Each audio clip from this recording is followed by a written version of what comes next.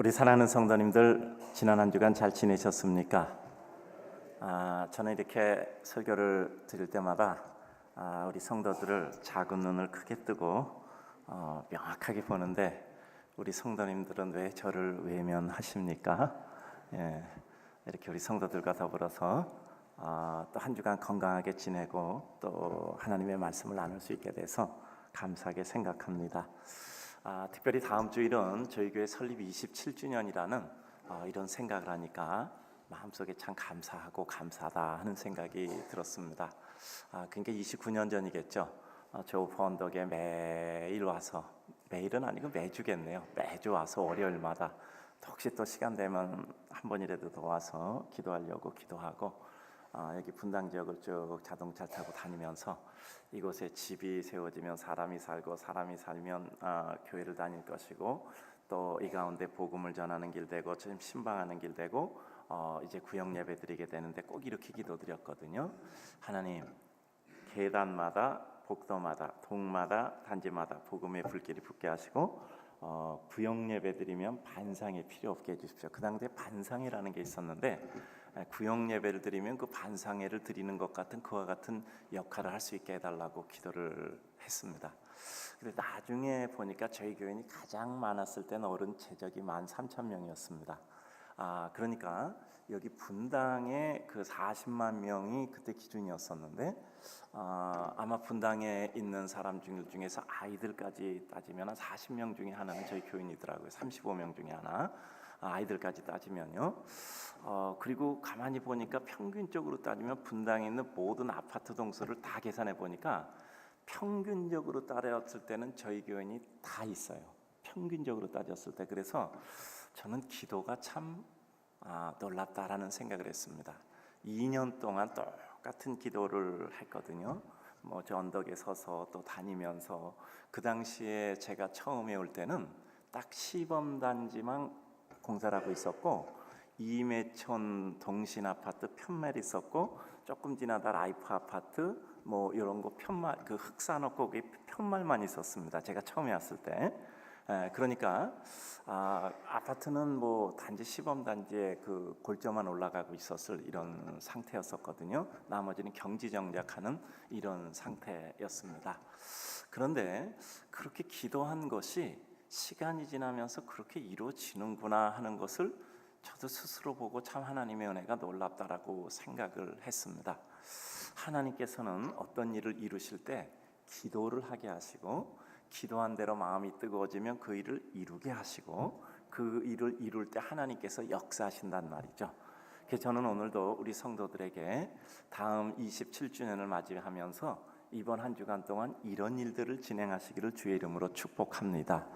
하나님께서 내게 어떤 꿈을 주셨을까? 늘 말씀드리지만 이건 귀에 못이 박혔을 거예요. 따라서 합시다. 상황 때문에 꿈을 포기하지 말고 꿈 때문에 상황을 극복합시다. 지금 내 형편은 이래, 내 사정은 이래, 내 나이는 이래, 아니면 청년들은 내 여건은 이래 라고 생각하지 말고, 그러면 내가 원하는 것, 하나님이 주신 꿈을 위해서 나는 지금 뭐를 해야 될까를 생각해야 돼요. 한탄할 시간에 차라리 생각이라도 한 번 더 하고, 한탄할 시간에 몸이라도 한 번 더 꿈쩍거리는 게, 그것이 우리가 해야 될 일이라고 생각을 합니다. 그래서 우리는 어떤 일이든지 힘든 일이 있을 때 힘이 더 나고, 그리고 어려운 일이 있을 때 마음속에 열정이 솟아나며, 그리고 어떤 일이든지 마음에 고통스럽고 갈등이 있고 어려울 때일수록 주를 바라봄으로 말미암아 믿음의 역사가 일어나는 이와 같은 역사의 삶이 되기를 주의 이름으로 또한 축복합니다. 오늘은 제가 예배당 건축에 대한 5번째 말씀을 드리도록 하겠습니다. 제가 이런 말씀 드렸어요. 9월 첫 주에 예배당 건축에 대해서 5번 말씀을 드리겠다고 얘기했더니 우리 부목사님 한 분이 이러시더라고요.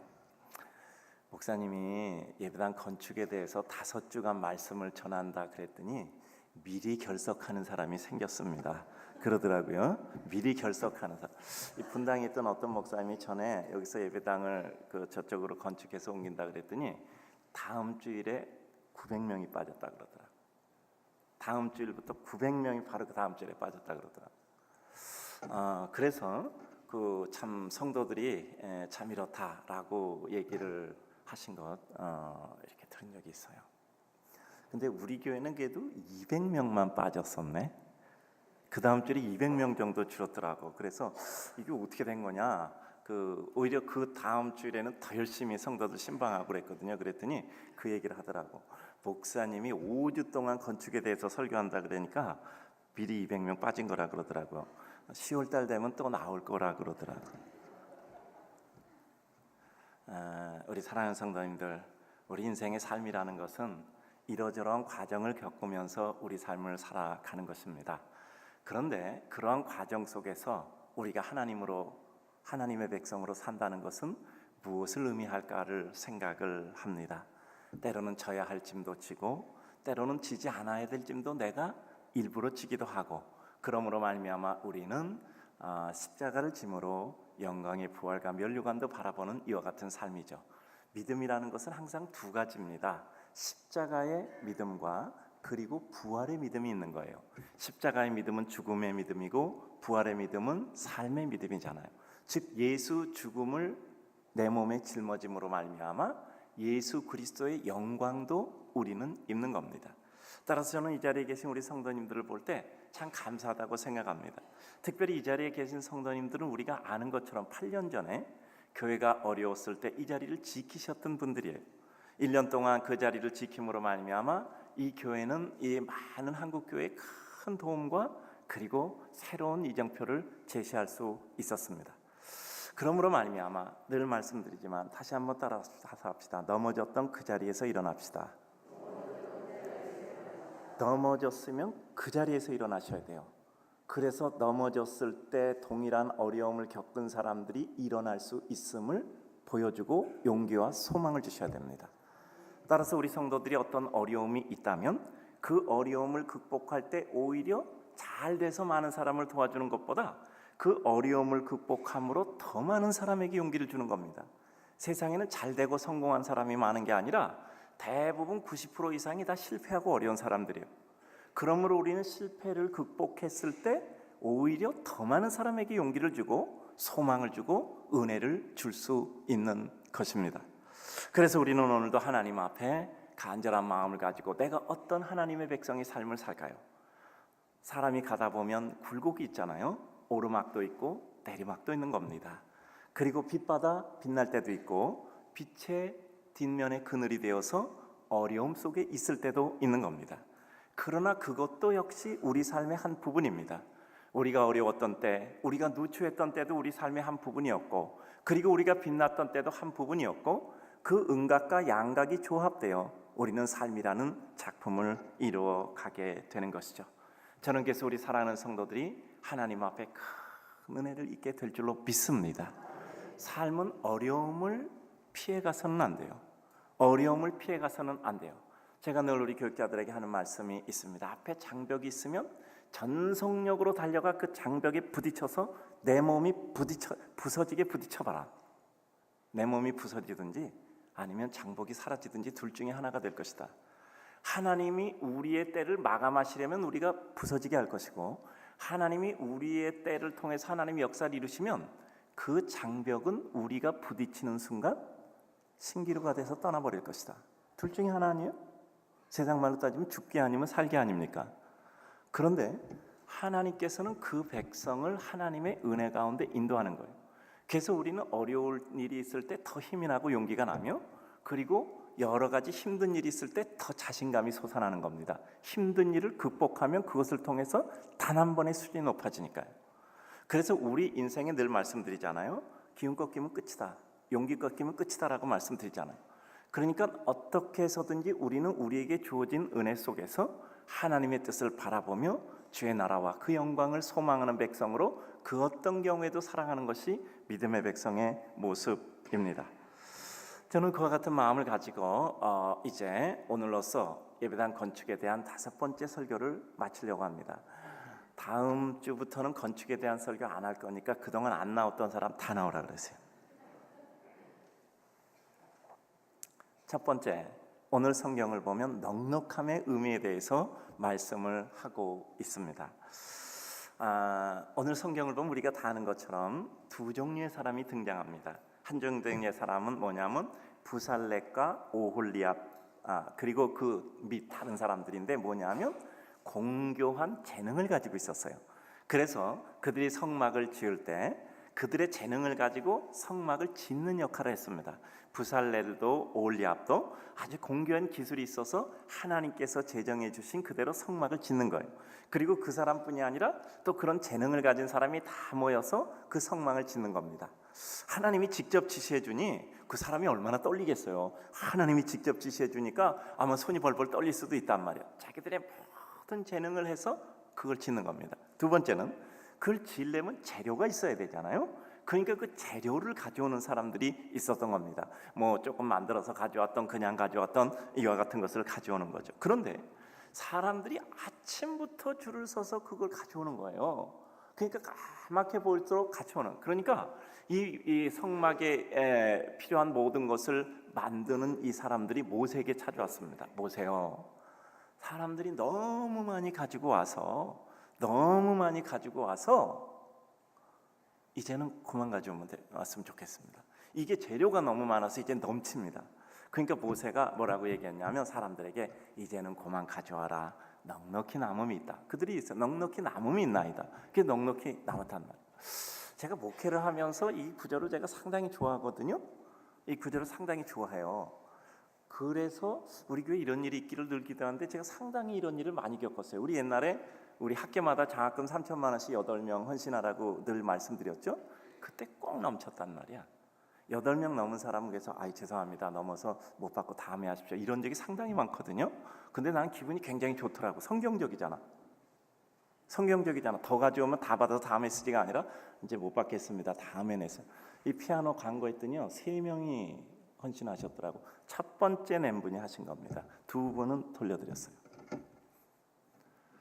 그리고 다른 것도 이렇게 제가 특별 헌신 광고할 때 굉장히 섭섭해하더라고요. 2분은 본인이 하고 싶었는데 이게 3천만 원이거든요. 근데 본인이 굉장히 섭섭해하더라고요. 첫 번째 신청하신 분이 하셨습니다. 그리고 제가 기억나는 것이 굉장히 많아요. 근데 그때 반드시 돌려드렸습니다. 왜냐하면은 성경적이니까. 필요한 만 가져왔는데 넘침. 그래서 저는 이 교회에서 헌금에 대해서 필요 이상 거두면 안 된다고 생각하고 있습니다. 그리고 우리 성도들 거기 다 잘 따라 주셔서 이제까지 저희 교회는 27년 동안 재정적으로 어려운 적이 없어요. 저희 교회가 재정적으로 어렵다라는 말을 27년 동안 교회 다니면서 단 한 번이라도 들어보신 적이 있었습니까? 없죠. 제가 한 적이 없기 때문에. 주변에 그런 사람이 말하면 그 사람은 엉터리예요.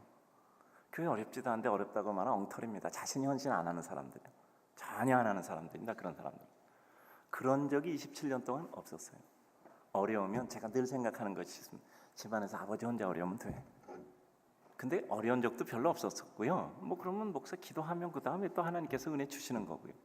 27년 동안 여러분 교회 재정 어렵다는 말 한마디도 못 들어보셨을 겁니다. 목사가 27년 동안 심하면서 한 적이 없으니까. 저는 늘 하나님의 넉넉히 하심의 은혜를 체험을 해요. 어떤 방법으로든지 하나님께서 누구를 통해서든지 그 시간에 그 역사를 이루시는 거예요. 저는 앞으로도 그렇게 될 줄로 믿습니다. 저는 제가 하나님 앞에 기도하는 것은 무엇이냐면, 하나님, 정말 이 교회가 27년 동안 진행되면서 하나님, 한 사람이 1000명을 돕는 사람 되게 하옵소서. 그리고 인류애를 실천하게 하옵소서. 빵과 함께 복음을 전하게 하소서. 그리고 요새 특별히 기도하는 게 있잖아요. 이 기도만큼은 문구대로 허락되게 하여 주시옵소서. 우리 성도들이 스스로 생각하기, 정말 내가 1000명을 도왔구나라는 것을 본인이 문구대로 체험하는 거예요. 그래서 저는 요새 그런 기도를 간절히 하고 있어요. 27년 지난 동안, 물론 뭐 교회 개척할 때부터 그런 기도를 한 거 아니지만 조금 지나서 바로 시작을 했습니다. 하나님께서 기도하게 하셨으면 이제는 가시적으로 보여주셔야 되지 않겠습니까? 그 일을 이룰 사람이 누구냐면 바로 여기 앉아있는 분들인 줄로 믿습니다. 내가 무슨 일을 해? 그건 누구의 생각? 사람의 생각. 하나님의 생각은 다른 거예요. 회당장 야이로 딸이 죽었을 때 예수님, 이들 죽었어요. 그 야이로요, 예수님께 더 이상 뭐 요구하지 마세요. 이제 끝났습니다. 귀찮게 하지 마세요. 그때 예수님 뭐라 그랬어요? 일어나, 잔다. 이 말은 일어날 거란 말이죠. 그때 사람들이 비웃었잖아요. 근데 예수님께서 이렇게 세웠잖아요. 그러니까 뭐라고요? 다시 한번 따라합시다. 비웃더라, 놀라더라. 몇 줄 차이로 두 말이 바뀌는 거예요. 비웃더라가 놀라더라로 바뀌는 겁니다. 이게 뭐죠? 하나님의 능력과 사람의 능력의 차이예요. 각각 다른 인식을 할 수밖에 없어요. 사람 생각이 틀린 게 아닙니다. 사람 생각으로는 맞아요. 근데 하나님의 생각으로는 다르단 말이에요. 그러니까 우리들에게 있어서 우리에게 가장 중요한 것은 우리의 한계를 짓지 않는 거예요. 하나님이 지금 이 시대에 나에게 어떤 일을 하시는가를 생각하면서 나에게 주어진 그 어떤 순간에도 내가 그 순간에 할 수 있는 나의 최고와 최선을 다하는 거예요. 그때 하나님께서 역사하실 줄로 믿습니다. 그게 어떤 일이 되든 우리는 거기에 대해서 관여할 바는 아니요. 하나님께서 이루시는 것이고 우리는 하나님께 다만 사용됐을 뿐이니까요.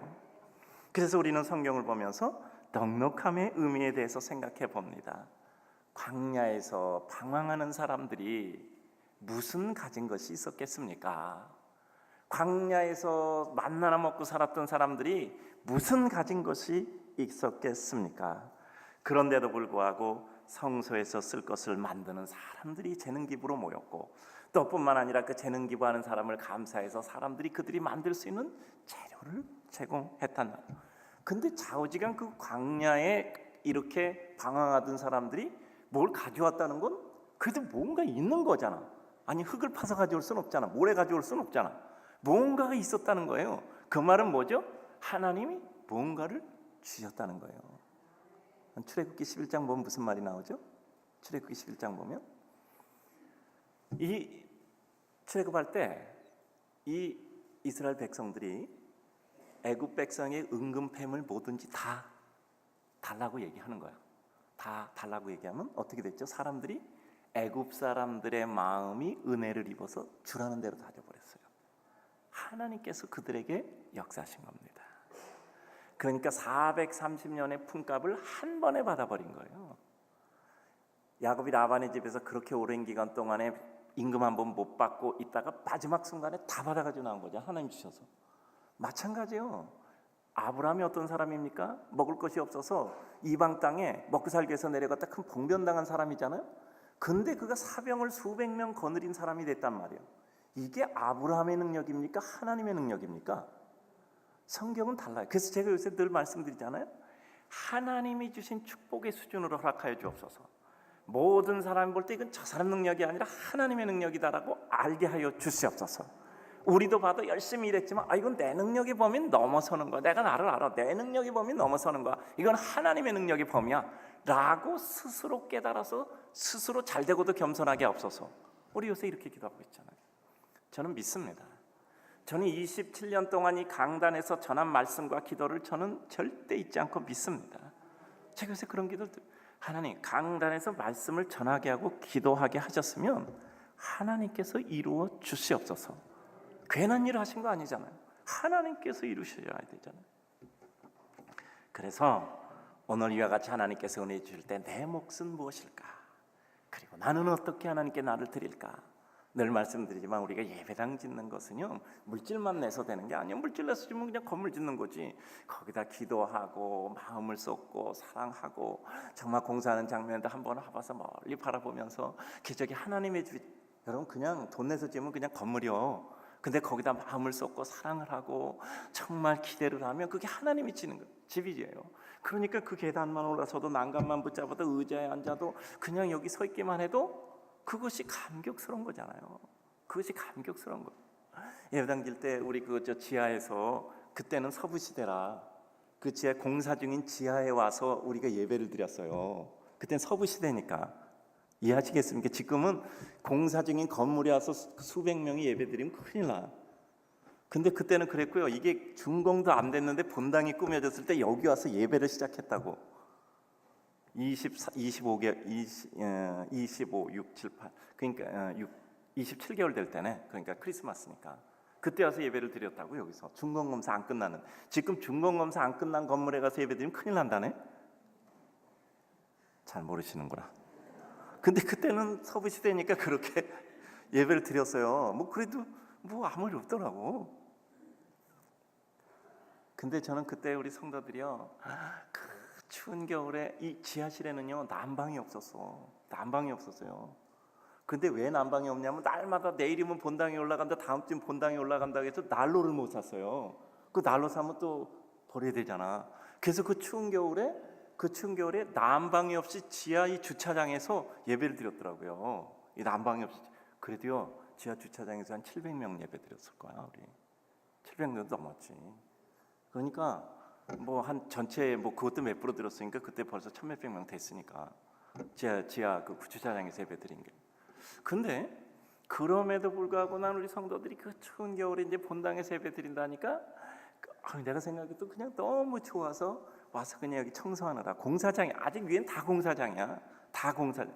그래서 그걸 보면서 참 감사하다. 이 크리스마스 처음 예배 드렸거든요. 참 감사하다. 왜냐하면 그만큼 마음을 드렸기 때문이야. 그만큼 마음을 썼기 때문이야. 애써서. 그러니까 이건 마음의 집이야. 사랑의 집이고 은혜의 집이고 정말 내가 정성을 쏟았던 그와 같은 집이에요.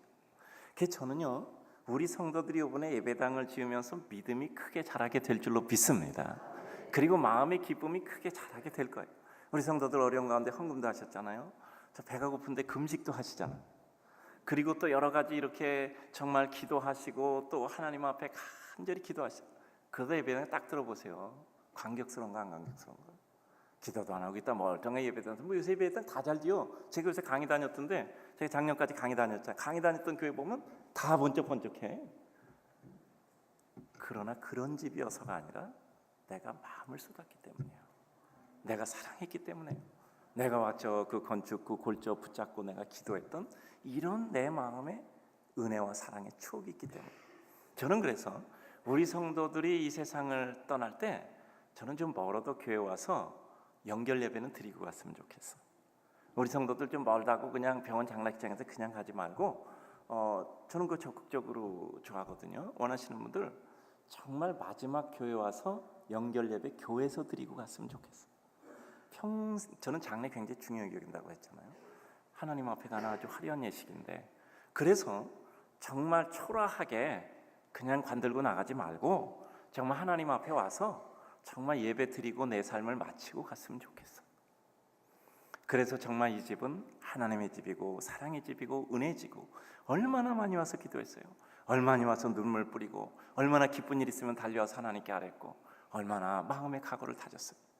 저는 그래서 그건 단순한 건물이 아니야. 단순한 건물. 제가 말씀드렸잖아요. 저는 여기 동아파트 살 때 저쪽에서 오면 우성아파트로 들어간 게 아니라 이쪽으로 와서 한 바퀴 돌아서 인강아파트 쪽으로 돌아갔어요. 왜냐하면 지나가다 예배당이라도 한번 보고 가려고. 지나가다 예배당에서 보고 가려고. 그렇게 마음에 그리움이 있는 거예요. 우리 성도들도 다 같으리라고 생각해요. 우리 성도들 중에 좋아하는 얘기가 뭔지 알아요? 이 앞에 사는 사람들 목사님 창문 열면 예배당이 보여요. 그런 성도들 많더라고. 이 앞에 있는 아파트 집값 오를 것 같아. 창문 열면 예배당이 보여. 이런 성도도 꽤 되더라고. 그게 뭔지 아세요? 마음의 집이기 때문에 그래요. 마음의 집이기 때문에 그래요. 멀리서 지나가다가 보던 마음이 위로가 무슨 우상이 아니야. 미신도 아니고 그건 마음의 집이기 때문에 그래요. 그리고 하나님은 그 역사를 누군가의 손을 통해서도 이루실 거예요. 그런데 누군가의 손을 통해서 그 일을 이루시는데 내가 그 누군가가 된다는 것이 축복이에요. 내가 그 누군가가 된다는 것이 축복이야. 내가 그 역사 속의 인물이 됨이 우리 삶에 있어서 큰 축복인 것이죠. 나도 향유옥합을 깨뜨려 예수님의 발에 붓고 자신의 머리카락으로 그 발을 씻었던 이와 같은 말이야. 그는 그 행위가 어떤 건지 전혀 몰랐단 말이야. 그냥 그렇게 해드리고 싶었던 거야. 그러니 가룟 유다 같은 사람은 그걸 비난해. 이거 팔면 300데나리온. 300데나리온이면 300일분의 임금이면 한 사람의 연봉이야. 요즘 단위 수천만 원 되겠죠? 뭐 얼마나 비싼 그 향유길 때 뭐 그랬는지 모르겠어. 그렇지만 뭐 그 나사렛 집이 대단한 그 부자였으니까 뭐 그럴 수 있겠죠. 예수님께서 뭐라고 얘기했습니까? 그냥 놔둬라. 마리아는 내 장례를 위해서 준비한 것이라. 누가 그걸 알았겠습니까? 예수님이 십자가에 못 박혀 죽으실 걸 누가 알았겠어요? 예수님께서는 그걸 미리 말씀하신 겁니다. 그리고 이 세상 끝까지 얘기가 전해질 때, 이 복음이 전해질 때죠. 이 여인의 이야기도 같이 전해질 것이다 라고 말씀하셨던 겁니다. 우리가 모르게 드렸던 헌신이 하나님 나라의 큰 역사를 이루는 거예요. 우리가 몰랐던 헌신이 하나님 나라의 큰 헌신이 되는 거예요. 오늘 주님을 사랑하는 성도님들, 우리의 삶이라는 것은 내가 하나님께 나를 드리는 것이 어떤 의미인지 몰라요. 어떤 의미인지 모른다고. 어떤 의미인지, 나의 한 번의 행위가 어떤 행위인지 몰라요. 여러분, 우리 삶의 모든 한 행위는 아주 중요해요. 제가 전에 말씀드렸잖아요. 나 기숙사에 있었는데 그 학부 때 어떻던 것 같아. 근데 거기는 화장실이 있는데 바로 앞에도 다 호실이 있어요. 총신대 다니는 사람은 안다고. 근데 여름에 그 화장실 문을 열어놓으면 그 바로 앞에, 더우니까 에어컨이 없으니까 그 당시는 문 열어놓고 있으니까 화장실 냄새가 들어오잖아. 그러니까 애들이 이제 화장실 갔다가 그 화장실 문을 그냥 열어놓고 하는 거야. 그러니까 이 앞에 있는 애가 뭐라고 막 큰 소리를 내는 거야. 그러면 이제 가서 닫는데, 나도 모르고 그냥 이렇게 나왔지. 그랬더니 거기서 소리가 꽉 들리더라고. 뭐라고 엄청나게 그 그냥 뭐 화를 내면 소리. 나 깜짝 놀라서 이제 얼른 뭐 문 닫으라고 그런 얘기. 문 닫고 제가 그 방에 들어가서 정중하게 인사하고, 미안합니다, 이거 제가 실수했습니다, 죄송합니다 하고 인사를 했거든요. 근데 그 방에 있었던 사람 중에 하나가 내가 신대원 다닐 때 같이 다닌 사람이 형이야. 내 이름은 얘기 못하겠어. 지금 선교사인데 그 사람이 소리 질렀거든, 못 참고. 근데 하루는 그 동생이, 지금 다른 게 담임 목사예요, 나보고 이러더라고. 우리 형이 그 같은 반에 공부했잖아. 그러니까 우리 형이 그 나보고 얘기를 하기를 우리 최정천 전사님에 대해서 정말 좋은 사람이라 그러더라. 왜냐면 그렇게 소리 질렀을 때 다 같이 소리 지르거나 아니면은 다 그냥 갔는데 딱 한 사람 들어와서 인사했다는 거야. 그러니까 나는 그 인사 한번 하고 굉장히 훌륭한 사람이 돼버렸어. 그리고 그 동생까지 나를 좋아하더라고. 나 아무것도 한 거 없어, 인사 한번 한 거야. 정말 미안하더라고. 정말 미안하는 거예요. 또 제가 잘하는 거 있잖아, 아주 정중하게. 여러분 저한테 욕해 보세요. 정중하게 인사합니다. 제가 왜 말씀드리냐면, 사람의 어떤 한 행위가 나중에 어떤 결과로 돌아올지 몰라요. 그러니까 그 동생이 제 팬이 돼버렸더라고. 형이 동생한테 얘기하고 동생이 제 팬이 돼버렸더라고. 여러분, 우리 행위는 그 뒤에 어떤 역사를 이룰지 모르잖아요. 우리가 정말 하나님 앞에 내가 드린 이 작은 헌신과 사랑과 내 기술을 드리던, 아니면 내 가진 것을 드리건, 이것이 나중에 어떤 역사가 이루어질지 모르는 거예요. 아리마대 요셉은 그의 묘실을 예수님께 드렸는데 꿈에도 생각 못했잖아. 그 묘실에서 예수님이 부활하신 거예요. 그 묘실에서 예수님이 부활하신 거예요. 아리마대 요셉이 자기 묘실을 들었다는 건 그 자리에도 굉장한 부가 있었던 사람이겠죠. 그 서슬이 시퍼런 시대, 예수 그리스도를 십자가에 못 박아 죽인 이와 같은 시대에 자기가 그 묘실을 들었다는 건 드러나는 행위란 말이야. 자기의 모든 게 일시에 상실될 수도 있어요. 그럼에도 불구하고 그는 용기 있게 그와 같은 것을 진행했을 때 그의 묘실에서 예수님이 부활하셨단 말이에요. 이와 같은 영광을 어떻게 있겠습니까? 아리마대 요셉은 그러리라는 꿈도 생각 못했던 거예요. 그 행위가 어떤 의미인지 아무것도 몰랐던 겁니다. 그래요. 우리는 우리의 삶 속에 내 행위가 얼마나 큰 위대한 행위가 될지 몰라요. 그러나 내가 주님을 사랑하는 그 작은 애틋한 마음으로 하나님 앞에 나를 드릴 때 이와 같은 역사가 이루는 거죠. 그 다음 우리를 축복하시는 하나님의 뜻입니다. 그의 일을 이루기 위해서 그 백성을 축복하시고 또 채워주시는 하나님이에요. 하나님께서는 반드시, 제가 말씀드린 이유 있는 축복, 용도 있는 축복, 논리 있는 축복이라 말씀드리잖아요. 이 성막을 지을 때 성막에다 드릴 수 있기 위해서 하나님은 벌써 출애굽기 11장에서 이스라엘 백성들이 출애굽할 때 빈손으로 나오지 않게 하셨다고. 벌써 거기서 은근 보물 모든 걸 다 주셨던 거예요. 그죠? 왜 주셨을까요? 미리 성막을 준비하신 거예요. 성막을 준비하신 거예요. 하나님 멀리 보시잖아. 인간은 몰라. 근데 하나님 멀리 보시는 거예요. 그럼 이걸 통해서 또 뭘 보실까요? 더 멀리 또 무슨 걸 만들어 놓으셨을 거잖아요. 그러니까 우리는 우리의 마음씀이 흘러서 어떻게 될까? 제가 늘 말씀드린 노래처럼 아주 귀에 못이 박혀야 돼. 자, 따라서 합시다. 먼저 멀리 보고, 나중에 가까이 보고, 큰 틀에서 보고, 디테일을 보고, 눈에 안 보이는 것 먼저 보고, 눈에 보이는 거 보고. 그렇잖아요. 우리는 항상 사람들이 일반적으로 생각하는 것을 능가하지 못하고는 어떤 능가될 만한 일도 못해요. 그러니까 사람들이 미처 생각하지 못한 것을 생각해야 그 사람들의 생각을 넘어서는 일을 할 수 있는 거예요. 마찬가지로 우리의 삶 속에서도 항상 눈앞에 보면 눈앞의 수준에서 살아요. 저 멀리 보면 그 수준에서 하나님의 역사가 이루어지는 것이죠. 야곱은 라반의 집에서 나올 때도요, 그 라반이 그렇게 간교하게 해도요, 하나님께서 챙겨주신 거예요. 자, 따라서 합시다. 하나님 아버지, 하나님께서 저를 챙겨주십시오. 사람이 어떻게 방해하고 어떻게 뭐 해도요, 이거 아닙니다. 하나님께서 역사하시면 하나님께서 챙겨주셔야 돼요.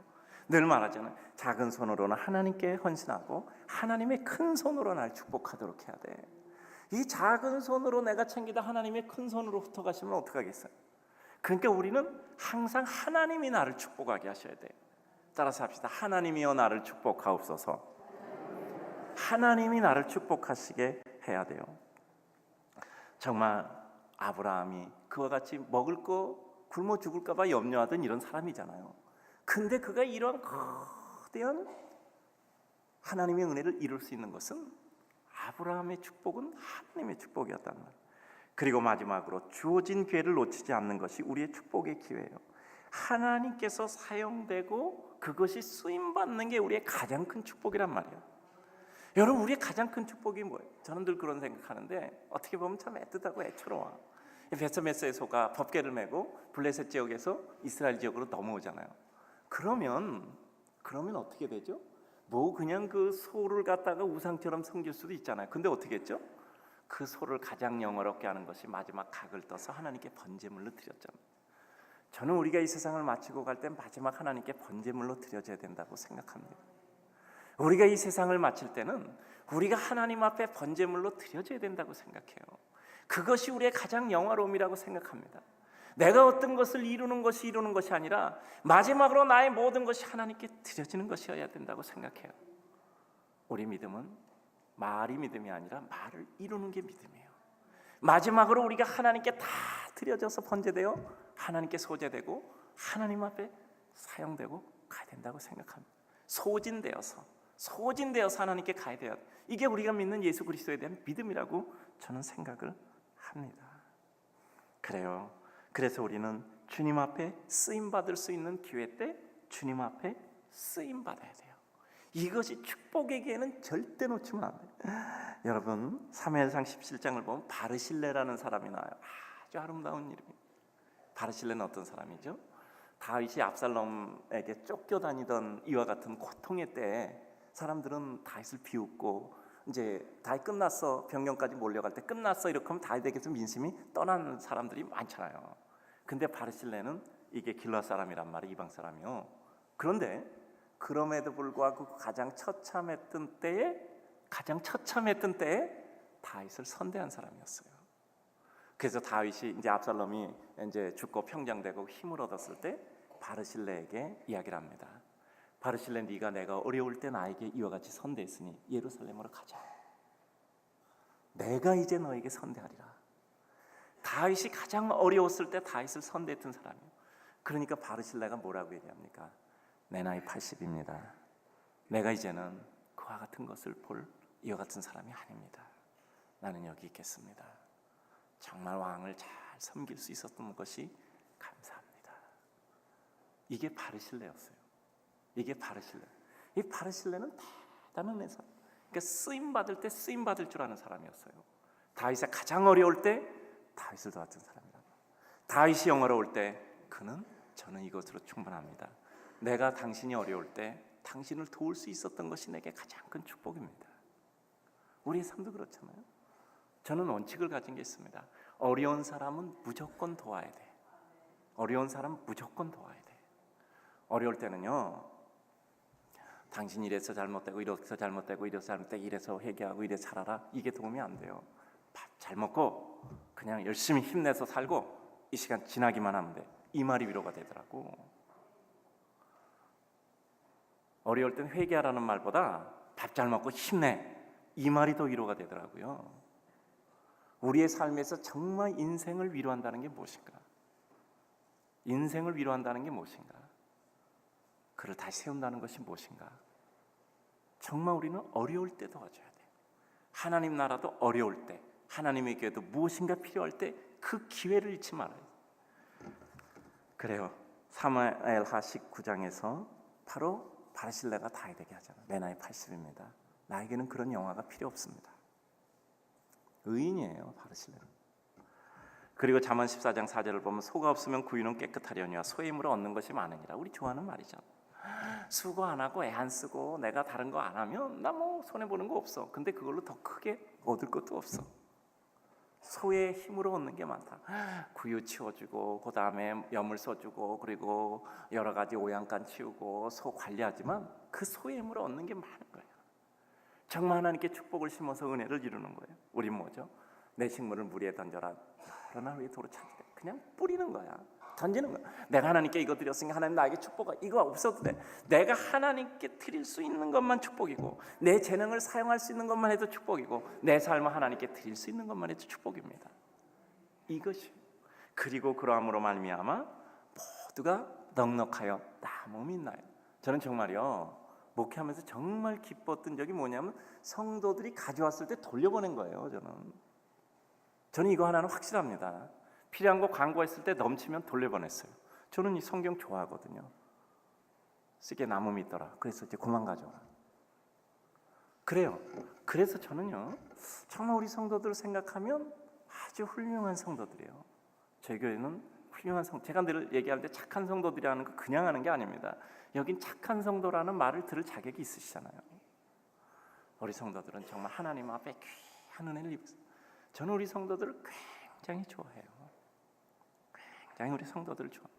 목사가 성도들을 좋아하는 것은 축복입니다. 하나님께서 우리 성도들에게 진정한 축복을 주실 줄로 믿습니다. 우리 사랑하는 성도님들, 우리 교회는 모든 면에 있어서 쓰고도 나무 믿기를 바랍니다. 고만 가져오라라고 말하기를 주의 이름으로 축복합니다. 그리고 뿐만 아니라 우리 성도들이 큰 축복을 해. 제가 말씀드렸잖아요. 여러분 세상 떠날 때까지 다 장학재단 하나씩 다 만들고 가세요. 저는 헌금은 더 안 받아도 여러분 스스로가 여러분의 이름으로, 제가 앞에 분당 중앙이라고 쓰라 그랬죠. 분중 누구누구 장학재단 이렇게 하세요. 분당 중앙이라는 말만 붙으세요. 그래서 우리들이 살았던 삶의 영향이 우리 삶의 후손에게도 무엇인가 도움이 될 수 있도록 하세요. 저는 우리 성도들 그렇게 되라고 기도하고 있어요.